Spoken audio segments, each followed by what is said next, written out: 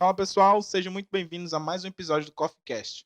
Aqui você vai conhecer os bastidores do marketing digital e as melhores estratégias para se destacar como social media. Eu sou o Thiago Santos. Eu sou Rafael Vieira e eu tô achando meio estranho essa apresentação aí, mas tudo bem, vamos lá, pode seguir. Esse é o quarto episódio desse podcast e o tema de hoje é qual o futuro do marketing? Caraca, velho, falar de futuro é meio parece que a gente é uma entidade que sabe do futuro, né, mas vocês vão ver que não é exatamente isso que a gente vai falar aqui. Antes de começar a falar do futuro, nada melhor do que começar a falar do passado. O que você pensa sobre desse mercado do marketing e o que Thiago, acontecia no passado? eu acho assim, primeiro que eu não sou a melhor pessoa da face da terra para falar sobre o passado do marketing, porque não é necessariamente a área que eu mais estudo, mas eu gosto de estudar, porque algumas coisas são cíclicas. E a primeira coisa que eu chamo a atenção é que quem já escuta a gente já sabe da minha paixão pela tecnologia, e eu acredito que a tecnologia é a principal detentora dos direitos da evolução do marketing. Porque, voltando ao máximo que a gente consegue na mídia impressa, estamos falando aí de século XIX, vamos supor. Naquele período, as pessoas consumiam mídia. Tá, vamos chamar de mídia para ficar atemporal, a gente está falando de mídia. As pessoas consomem mídia por 3 motivos, acho que a gente já falou disso aqui: para se informar, para se educar e para se entreter. E cara, esse é um comportamento que não mudou até hoje, eu fiz um post no Instagram hoje falando isso. Mas, o veículo de mídia, ele ele tinha uma linguagem escrita através de um jornal. E aí eu não vou nem entrar na parte do marketing, vou primeiro falar da questão da mídia. A tecnologia fez com que esse veículo de mídia evoluísse para uma onda sonora, para uma vibração sonora que a gente alguém deu o nome de rádio. Foi apelidado carinhosamente de rádio e ali começou-se a ter mais marketing, porque era para onde as pessoas estavam dando atenção. E depois a tecnologia mudou de novo, teve uma nova transformação tecnológica, dessa vez para televisão. E eu acredito que não sou só eu que sou fascinado pela tecnologia, sabe, em maior ou menor escala, as pessoas se interessam por aquilo que é mais tecnológico. E principalmente pelo fato de que a tecnologia ela vem para suprir uma dor ou uma deficiência da sociedade. Então acredito que quando a televisão surgiu, para a gente não ficar tão lá atrás, ela veio para suprir uma dor e uma deficiência da sociedade, e ela cumpriu esse papel muito bem, trazendo conexões mais humanas. Porque você escutava uma telenovela, uma radionovela, que inclusive a nomenclatura era radionovela e depois mudou para telenovela. Você escutava uma radionovela e você não tinha o personagem humano ali. Na TV você passou a ter, sabe. Então, o passado, com muitas aspas aqui, do marketing, ele a jornada da evolução do marketing, ela caminha junto com a jornada da evolução da mídia. Só para chegar no ponto atual, eu ainda vou continuar desenvolvendo em cima disso, mas a próxima transformação tecnológica nos trouxe para o computador. E agora, por mais que não se perceba tanto, a próxima transformação tecnológica nos trouxe para o celular. Entendeu? Então, e a próxima a gente vai falar um bocado aqui, mas eu acredito o seguinte, eh, o marketing ele tem muita conexão com a forma com que as pessoas consomem a mídia. Por isso que eu quis fazer esse retrospecto. E a maneira como você consome a mídia no século XX, no século XIX, é o que ditava o marketing. Então você tinha um espaço físico de tamanho delimitado, que era o jornal. Vamos supor, um impresso, um jornal ou um outdoor. Não deixava de ser um marketing, mas era um espaço físico delimitado, de tamanho delimitado. Então eu tinha que comprimir a informação fisicamente falando, sabe. Então eu tinha que usar imagens pequenas, textos pequenos. Você já fez algum exercício de ver anúncio de classificado de jornal? Já chegou a fazer Horrível, isso? eu tô caçando formiga ali. Cara, o classificado de jornal, existem técnicas para você escrever muita coisa com pouca letra, porque você paga pela letra no anúncio. Nossa, Entendeu? Eu lembro que eu fiz um exercício desse em inglês, no cursinho de inglês que eu fiz quando eu era criança, E a gente aprendia uma técnica de escrever palavras suprimidas, porque você paga pelo espaço físico, entendeu? Depois passou-se a fazer marketing de acordo com o tempo. Porque quanto tempo você demorava para ler o jornal? Quanto você quisesse. Mas você lia o que estava ali. Quanto tempo você demora para consumir um conteúdo em áudio? Já que a gente está falando de rádio. O tempo que tem aquele conteúdo. Então os conteúdos passaram a ser delimitados por tempo. Entendeu? E o marketing acompanhou isso com uma comunicação mais rápida. O rádio é muito rápido. O rádio sempre foi muito rápido. Então, cara, experimenta escutar uma corrida de jockey no rádio ou um jogo de futebol mesmo, que é mais tradicional. É rápido, porque você tem que passar muita informação em pouco tempo. Não em pouco espaço, mas sim em pouco tempo. Na televisão, a gente passou a ter uma mescla das duas coisas. Porque a gente tinha uma limitação de tempo e a gente tinha uma limitação de espaço físico, que era a imagem transmitida. Então, o passado do marketing, quando a gente está na televisão, era informação rápida, num tamanho físico que fosse visível. E aí que surgiram as famosas letrinhas miúdas. Porque a lei obrigava que tivesse algumas informações, mas o anunciante não queria que aquilo fosse observado. Então ele botava nas letrinhas miúdas, sabe? E eu acredito que, sem entrar no digital, porque a gente está olhando um pouco para o passado, o marketing ele passou por essa jornada. Mas principalmente, o marketing no passado, ele era um veículo dos grandes distribuidores de mídia. Por quê?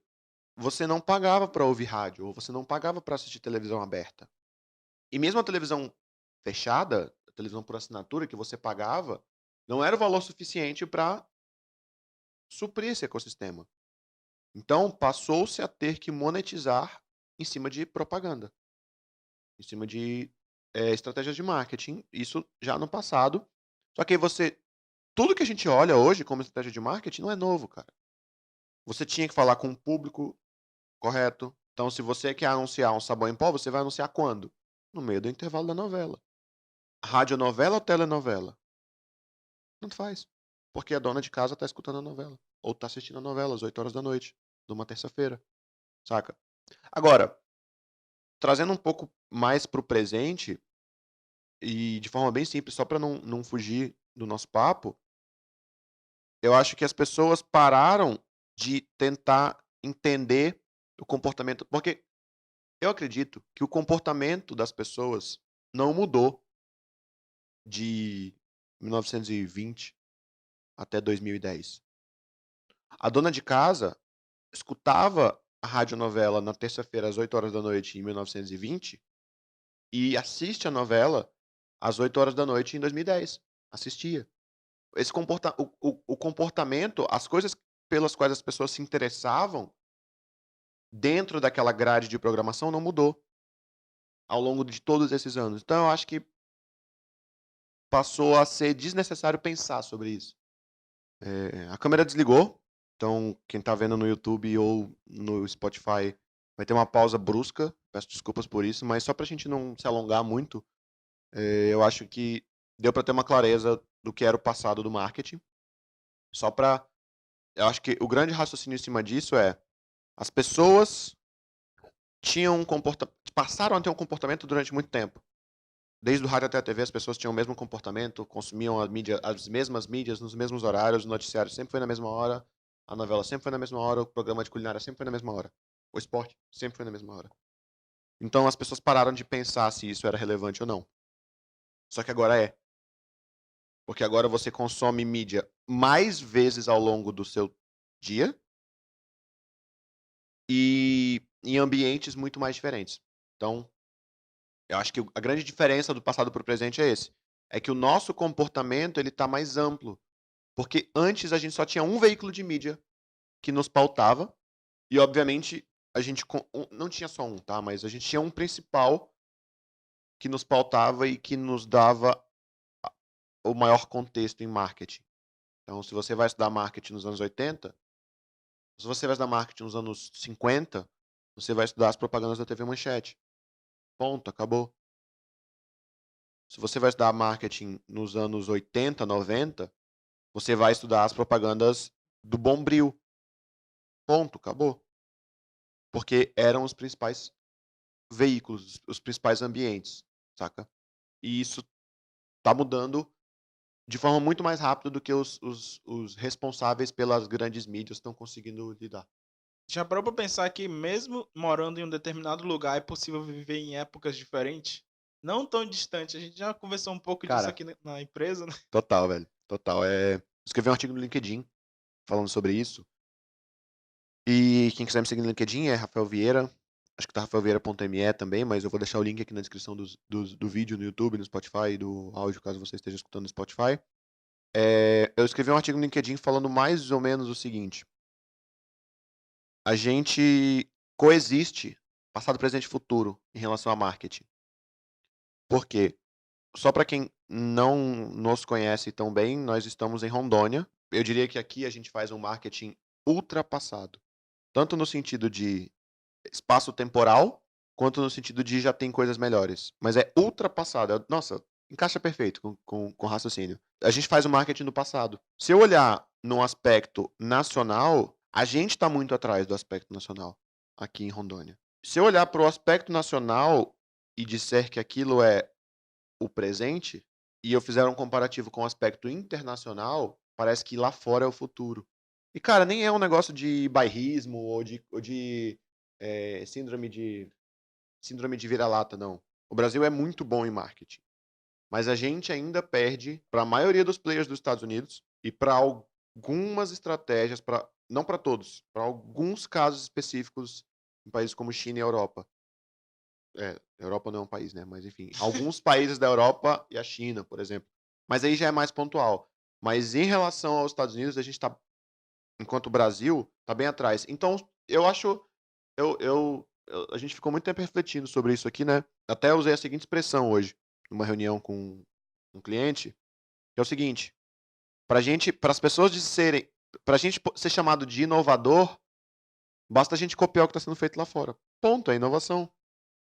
É inovador para o contexto em que eu estou, sabe? Então, hoje, fazer marketing fora dos grandes eixos de marketing, a gente está em Rondônia, mas na Amazônia ou no Nordeste, por exemplo, no Nordeste tem alguns bons players, mas em geral o mercado é ditado um pouco distante dessas regiões, então essa informação ela acaba demorando um pouco para vir, sabe? Então, eu acredito que eu estou no presente, mas o presente que eu estou aqui é passado se eu sentar para conversar com um CMO ou um diretor de marketing ou um profissional de marketing de uma região mais desenvolvida, como hoje eu tive conversa com Goiânia, com Recife, com São Paulo. Eu estou no presente. Eles estão no futuro. Agora, se eles estão no presente, para eles podem dizer que eu estou no passado. Saca? Então, eu acho muito louco, assim, eu ainda não tenho. Eu tenho refletido bastante sobre isso, eu escrevi sobre isso no LinkedIn, porque eu quis externar esse raciocínio, mas ainda é muito louco para mim, muito novo, ver que o que a gente discute em grupos de mentoring, de conversas lá fora, cara, aqui ninguém faz ideia do que é, sabe? Eu acho que sim, a gente coexiste em 3 períodos temporais muito distintos, dependendo de em que contexto você tá. Você não precisa sair daqui, tá? Mas você tá estudando que contexto, ou você tá lendo sobre onde é que você tá, mesmo estando aqui. Você tá assistindo um Gary Vee da vida, Gary Vaynerchuk, que eu acho que eu já recomendei ele aqui, já recomendei ele em vários vídeos, que é um cara super visionário. Mas se você vê ele falando sobre isso, ele fala que ele tá no presente, cara. Ele, inclusive, tem uma visão bem bacana sobre o futuro do marketing, assim, sobre o futuro como um todo. Mas pra ele tá no presente. Não, não, se eu falar assim, não, Gary, você tá no futuro. Ele fala, não, cara. E, ó, dia a dia é esse. Fico imaginando se eu sentar com um cara desse e falar os desafios que os clientes nos apresentam aqui, sabe? A gente vai estar falando de marketing dos anos 90. Literalmente dos anos 90. Google Ads, 1999, já era um mercado competitivo nos Estados Unidos. Literalmente em 1999. As pessoas já competiam por cliques no Google, de forma paga. E hoje, aqui, eu não tô falando isso, cara, eu peço muito carinho nas minhas palavras para quem tá escutando, sabe? Porque eu não tô falando isso de forma alguma para criticar, para denegrir o profissional de social media, quer seja daqui ou quer seja de qualquer micro-região. É só um panorama. Só um panorama para dizer que, por exemplo, conheço poucos players aqui de Rondônia que fazem Google Ads, que competem por cliques no Google. Metade das pessoas fazem pesquisa no Google diariamente, em qualquer lugar do planeta, inclusive em Rondônia, inclusive em Manaus, inclusive no Acre, inclusive em Chapuri. Você não sabe onde é Chapuri, pesquisa aí, mas sabe, inclusive em Tepequém, que eu estive, em Boa Vista. Metade da população faz pesquisa todo dia no Google, cara. Então, se você não tá nesses espaços, você tá sim no passado. Pesado. Mas é isso, cara. É isso. É o que eu acredito. Isso é muito louco, né, velho? Rafa, na tua opinião, estando no presente aqui, conseguindo enxergar futuro e passado em várias regiões desse planeta, como que tu vê algo com potencial de ser futurista, entre aspas? Cara, primeiro assim, eu tenho uma preocupação muito grande em não olhar para o futuro. Eu vivo o agora, eu aprendi a desenvolver e tenho cada vez mais praticado a habilidade de mudar conforme o presente vai vindo, saca? Então eu acho que mais importante do que nesse podcast aqui ou em qualquer roda de conversa sobre marketing, em qualquer grupo de social media, mais importante do que você querer saber qual é o futuro desse mercado é você querer saber como você vai agir no presente. E eu vou te deixar uma explicação muito clara. Se você não tomar o conhecimento do presente em que você está e não tomar uma ação, vou deixar vou trazer um negócio muito fresco, muito claro pra gente. LinkedIn Ads, distribuição de mídia gratuita em aplicativos como TikTok. Cara, streaming de jogos, a gente conversou bastante sobre isso. Eu sou um heavy user de assistir streaming de jogo. Cara, são 3 espaços que são o presente. São o presente. Eu te falei mais cedo, eu vi uma estatística. 2022, se eu não me engano, se não me falha a memória, 2022 a gente vai ter mais pessoas assistindo esportes do que esportes tradicionais. Então, assim, se você não tá olhando pra isso, Rafael, mas eu sou social media e no nicho pet, ou de, cara, olha pra isso, porque de alguma forma você vai ver algo que você não tá vendo. Quer uma empresa que tá bombando no nicho de esportes? A Amazon. E o foco deles não é vender jogo. Mas, cara, você concorda que eu, que assisto jogo, gosto pra caralho de livro? Qualquer dia a gente mostra no podcast aqui, nossa biblioteca. A gente pode fazer um podcast só top 10 livros da biblioteca da produtora. Eu gosto de um monte de coisa que tem na Amazon. Eu tô lá e eu gosto do que eles têm. E se eles estão lá, destaca pra mim. Então, até fugir um pouco do escopo da pergunta, mas é importante ter a clareza de olhar para o presente muito mais do que deslumbrar-se com o futuro. Mas eu vou responder a tua pergunta. É uma pergunta bem pertinente, meio Tron, meio futurista, mas dá pra responder assim que eu tomar esse gole de café. Sem o teor de ser futurista igual a gente vê nos filmes, né? Com LED e tudo mais. Cara, acredito que tem uns 4 anos que eu tive essa conversa em São Paulo. E um pouco antes, inclusive, um pouco antes ainda, uns 5 anos, que eu tive essa conversa aqui em Porto Velho com uma arquiteta. Que a gente ficou discutindo sobre o futuro das cidades, né? Pra quem não sabe, eu fiz faculdade de engenharia. A conclusão que a gente chegou, e não só de bater papo e tomar uma cerveja, mas ela é uma pesquisadora da área, é que as cidades, elas apontam para serem ambientes direcionados para pessoas. Então, eu lembro que eu estava conversando, não vou lembrar com quem agora, em São Paulo, e eu sou fascinado por São Paulo, e eu falei que acredito de verdade que em 30 anos São Paulo vai ser uma cidade para pessoas, não para empresas. Para pessoas, não para carros. E eu vou alongar um pouco nisso, e eu vou adorar se alguém quiser debater sobre isso comigo. Se você está escutando esse podcast e esse tema foi interessante, me avisa.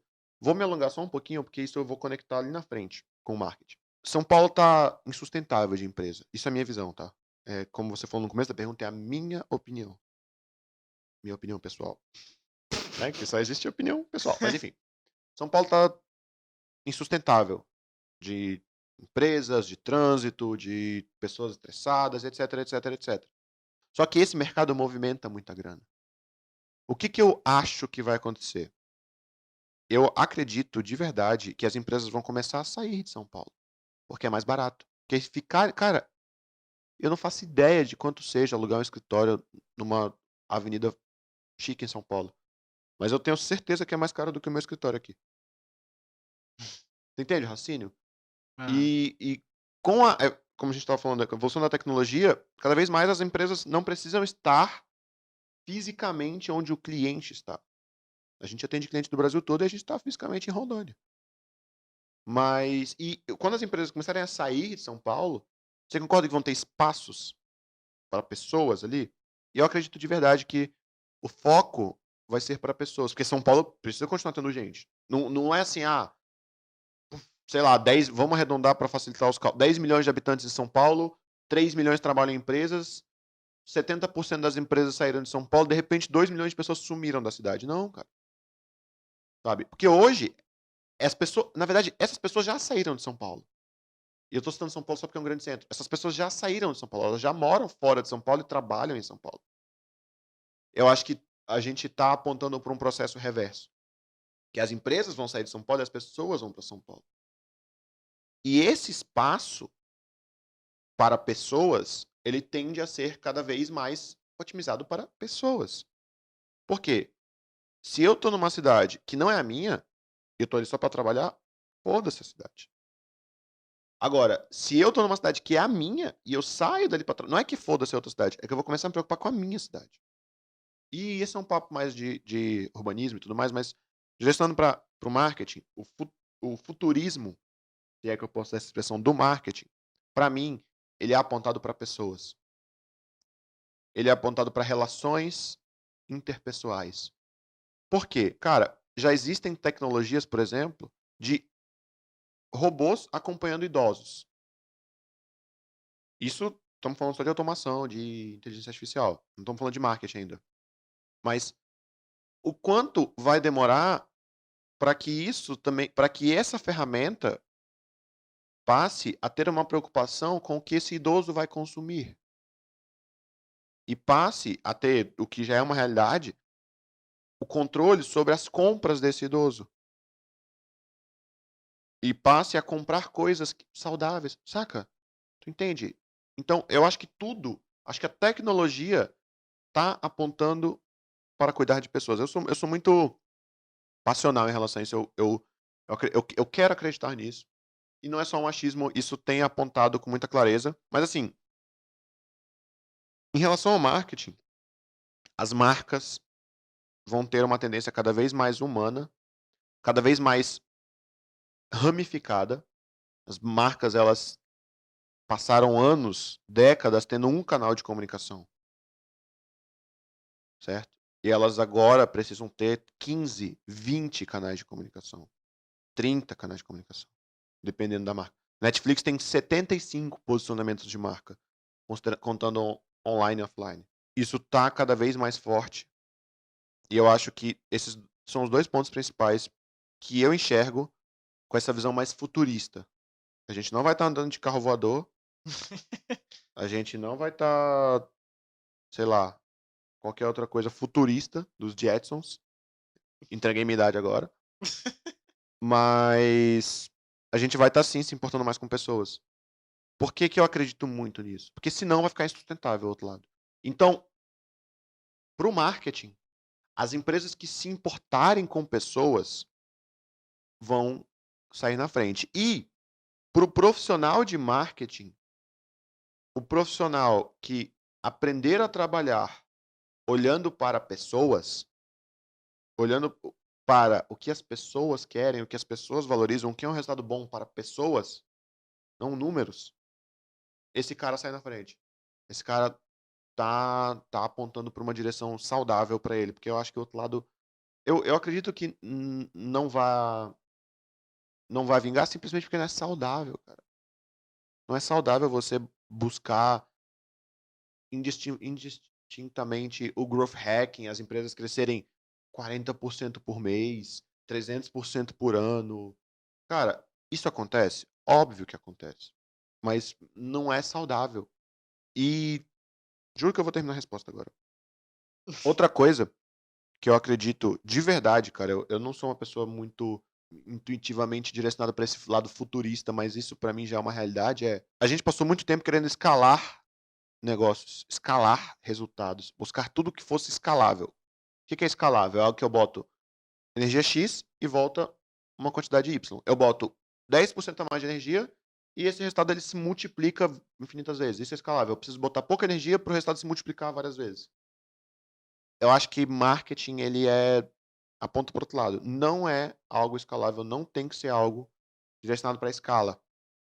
A gente não está falando de marketing para 2 milhões, 3 milhões de brasileiros que assistem a novela. A gente está falando de marketing para 500 pessoas que assistem um streamer jogando League of Legends. A gente está falando de marketing para 2.000 pessoas que acompanham uma dona de casa no Instagram que posta o almoço dos filhos todo dia. A gente está falando para esse público, para esse tipo de posicionamento. Você entende? E aí, quando a gente fala para esse público, a gente joga o jogo inverso da escala. Porque não tem como você falar para 2 milhões de pessoas mais. Tem, mas não é isso que vende. E ainda mais buscar o que elas querem, né? Sim, cara. Você tá falando para 2 milhões de pessoas, o que que tem em comum 2 milhões de pessoas? Cara, olho, cabelo, nem todas, dente, acabou, velho. O que essas pessoas têm acabou, não tem como. Você tem um grupo de 100 pessoas e todas elas são heterogêneas. Então, eu acredito que o que vai ser replicável, tá? O que vai ser escalável é criar muito conteúdo, toneladas de conteúdo para cada micro nicho. Estão falando de emagrecimento, cara. Quem precisa perder 5 quilos é totalmente diferente de quem precisa perder 20. Que é totalmente diferente de quem só quer manter o peso. Que é totalmente diferente de quem quer perder 30 quilos. Que é totalmente diferente de uma mulher adulta para uma criança. Tá falando da mesma coisa. Só que eu acho que vai ser replicável a forma de conteúdo. Em vez de você fazer um conteúdo por semana para cada avatar seu, ou você pegar um cliente e fazer uma campanha por semana para cada avatar, você vai fazer 50. Isso vai ser replicável, mas não escalável. Acho que esse é o ponto. Acho que pra finalizar, as perguntas que eu ia fazer, tu já respondeu Que bom, quase cara. Que todas. bom, significa que a gente tá Então acho que alinhado. dá pra reforçar, que tu já pincelou um pouquinho, que no que eu preciso ficar atento, tomar cuidado para que, eu não vou dizer que eu seja obsoleto, mas que o que eu faça não fique fantasma, sabe? Ninguém queira mais o que eu faço, tipo isso. Cara, primeira coisa é você entender que marketing é uma competição por atenção. Você concorda com isso? Você consegue entender que marketing é uma competição por atenção? E a atenção, ela é um ativo que vai ser que ele é constantemente precificado. O que isso quer dizer? Quer dizer que hoje está muito barato a atenção. Dependendo da plataforma que você está, dependendo do seu. Existem ambientes que está muito barato a atenção, mas uma hora não vai estar. Por quê? Se está barato, eu topo pagar um pouquinho a mais. Aí a outra pessoa topa pagar um pouquinho a mais. E nesse topa pagar um pouquinho a mais, daqui a pouco para de dar ROI. Então vamos diminuir um pouquinho, aqui é o limite. Então, cara, não existe você ter ROI como eu já tive de campanha de marketing em 2016 de 40x. Sacou? De botar R$ 100 e voltar 4.000. Não existe mais isso. Hoje, se eu botar R$ 1.000 e voltar 3.000, 4.000, eu tô feliz da vida. Daqui a pouco, eu vou botar 1.000, daqui a pouco, sei lá, não consigo te precisar tempo, mas vai chegar um ponto que eu vou botar 1.000 e vai voltar 1.250. Então, a primeira coisa é isso, é saber que a atenção ela vai precificar. Então, mas ainda falta um tempo, pelo menos na minha visão. E como que você lida com isso? Conseguindo a atenção das pessoas apesar do preço. Então, para profissionais de marketing, a dica número 1 que eu posso dar, cara, hoje são. A gente está no meio de 2019, só para datar. Hoje, eu já grito aos 4 cantos, cara, crie a sua comunidade. Eu acho que o marketing do futuro próximo, tá? Eu estou falando para os próximos 12, 18 meses, é criar microcomunidades em torno daquilo que você acredita, daquilo que você prega, e principalmente que você seja o detentor da voz ali naquela microcomunidade, mas que você saiba escutar. Sabe por quê, cara? As pessoas os profissionais de marketing não entenderam ainda, eu acredito. Eu quero acreditar que é uma falta de entendimento, que os avatares também são produtores de conteúdo. Quem já entendeu isso está ganhando.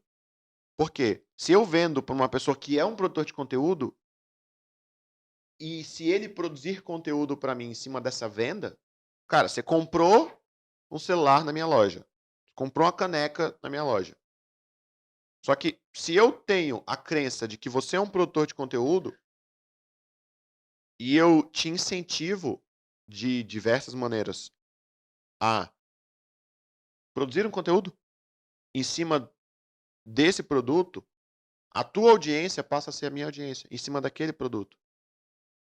Entendeu? Então, nem é o escopo do CoffeeCast, mas que a gente acaba dando mais exemplos no Vieira Raiz, mas vou dar um exemplo. Eu comprei essa caneca, eu gostei dessa caneca, uma caneca quadrada de um cubo mágico. Tô descrevendo ela para quem tá no Spotify. E aí eu posto uma foto dessa caneca e aqui tem a marca que fabrica ela e eu marco o Instagram dessa marca.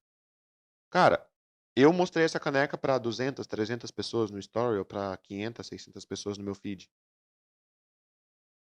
De graça pra marca.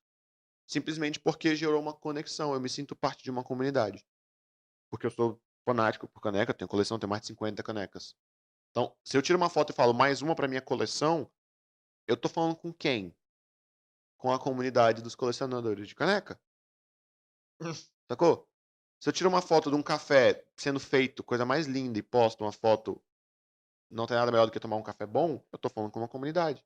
Agora, se eu sou o social media e existe a possibilidade de criar uma comunidade em torno do negócio do meu cliente, esse cara tem longevidade. Por quê? Porque em torno do negócio desse cliente vão ter pessoas querendo ouvir e pessoas querendo ser ouvidas, serem ouvidas. Se você consegue criar esse canal entre ser o portador da voz ali dentro, mas principalmente aprender a escutar, e você vira uma via de mão dupla, e aí vira uma comunidade. Deixa de ser uma distribuidora de conteúdo como a TV é. A TV é uma distribuidora de conteúdo. A Globo, e nem estou falando isso aqui para atacar a Globo nem nada, eu admiro bastante o trabalho de marketing que eles fazem. A Globo é uma empresa de distribuição de conteúdo que tem no seu core a mensagem de mão única. A mensagem vai, mas eu não tenho como receber uma resposta dessa mensagem a não ser através de números. E aí volto para o que eu falei. A gente está mais orientado para pessoas. Então, se você quer observar. Primeiro, se você quer implementar um ambiente futurista de marketing, abra mão do controle. Abra mão do controle absoluto. Você não precisa controlar todas as peças, todas as variáveis do teu negócio. Não controlar todas as variáveis vai permitir com que as pessoas, ou com que, se você faz com que o cliente acredita nisso, ó, eu sou social media, você é meu cliente. Cara, você não tem controle sobre as variáveis, sobre o processo, tá bom? Mas eu vou te dar resultado. Se você vende isso para o cliente, você, enquanto profissional de social media, tem carta branca para inovar. O que é inovação? A gente falou aqui. É copiar o que é bem feito lá fora. E assim, lá fora não precisa ser nos Estados Unidos. Lá fora pode ser por um player do teu mercado ou do mercado do teu cliente. Eu escutei essa ontem, então eu quero compartilhar aqui. O hotel urbano vem de uma commodity que é quarto de hotel. Você pode comprar em qualquer lugar. Então, é uma commodity. O que eles fizeram? Eles criaram um time de encantamento do usuário e eles criaram cada profissional tinha um budget por semana, um valor por semana para encantar, fazer alguma surpresa para os clientes. Você concorda que você, enquanto diretor de marketing, enquanto social media, não tem controle nenhum do que vai ser feito? Você só tem que criar a cultura certa para que as coisas que você queira que sejam feitas, sejam feitas. Então, quando você faz isso, você está apontando para uma direção futurista. Porque você está dando liberdade para que uma pessoa excepcional no teu time de marketing, ou se você consegue vender essa ideia para o teu cliente, ele está te dando a liberdade para que você que é um profissional excepcional de marketing, fure a bolha, sabe? Então, busque inovação. E eu já falei 2 ou 3 vezes aqui o que eu considero que é uma inovação no mercado de marketing. Comunidades, microcomunidades. A audiência vai estar precificada, então crie um espaço onde você fala para sua audiência sem que ninguém te cobre o valor que quiser por isso. Olhe para fora, olhe para o lado, olhe para o que está sendo feito ao teu redor. Que talvez tenha alguém ali ao teu redor, totalmente distante do que você faz, que tenha uma sacada para o negócio dela, que você pode adequar para o seu. E isso, para mim, a sacada que você teve para o teu negócio, mas o que eu tenho aqui dentro de bagagem, somados, cria uma terceira coisa totalmente diferente e que funciona. Então acho que é isso, cara. Como mensagem final, faça marketing para pessoas. Faça o seu cliente acreditar que ele tem que aparecer para pessoas, não números. Faça você o papel de ser a pessoa que aparece para pessoas, não números. Dê atenção para as pessoas, não números. 99% dos negócios não precisam ter 10 mil clientes. 99% das lojas do universo nunca vão ter 10 mil clientes. Você não precisa de 10 mil clientes. Você precisa de cliente. Cliente é uma pessoa. Então faça marketing para pessoas. Então é isso. Eu vou encerrar, porque você está sem câmera. Posso encerrar? Você me deixa encerrar esse episódio?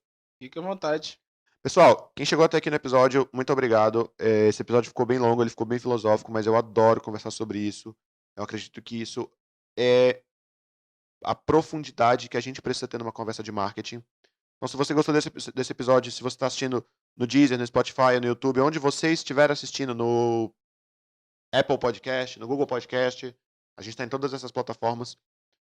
Segue a gente nessas plataformas que você estiver assistindo. Recomenda não só esse episódio, mas outros podcasts para as pessoas. O podcast está crescendo numa velocidade absurda e muito nas costas das recomendações das pessoas. Então, se você está ouvindo esse podcast, recomenda ele para alguém. Tira um print desse podcast, me marca no Instagram. Eu vou adorar que a gente crie um canal de comunicação em torno disso. Eu acredito que é isso. Tô bem cansado hoje, mas o episódio valeu muito a pena. Até a semana que vem e tchau!